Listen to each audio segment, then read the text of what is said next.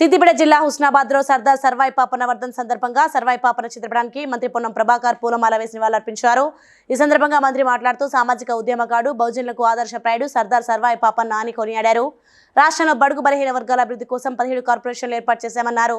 రైతుల సమస్యల పీట ఇక్కడ దీక్ష చేసిన ఎంపీ బండి సంజయ్ ఢిల్లీలో ప్రధాని ముందు దీక్ష చేయాలని డిమాండ్ చేశారు।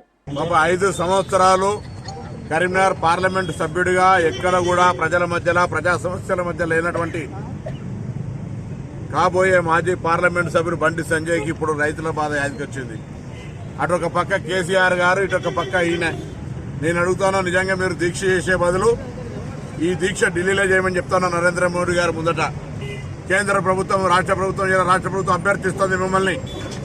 ఈ రాష్ట్రంలో రైతులకు ఇబ్బంది కలుగుతూ ఉంది। గత వర్షాకాలంలో వర్షాలు పల్లె, నీటి ఎద్దడి ఉంది, గ్రౌండ్ వాటర్ పడిపోయింది। దాన్ని కూడా కాంగ్రెస్ కరువు తెచ్చినంలో అందరం కలిసి నివాళులర్పించినాం।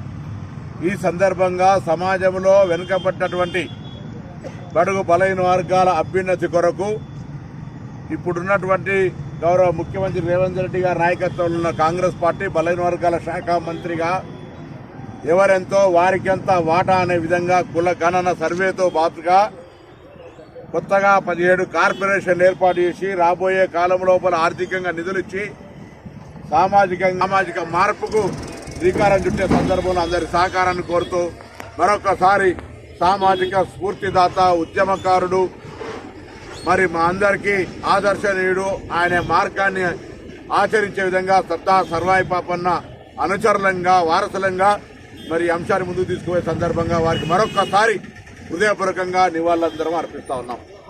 Please like and share, subscribe to BCN Telugu News. Please like, share and subscribe to BCN Telugu News.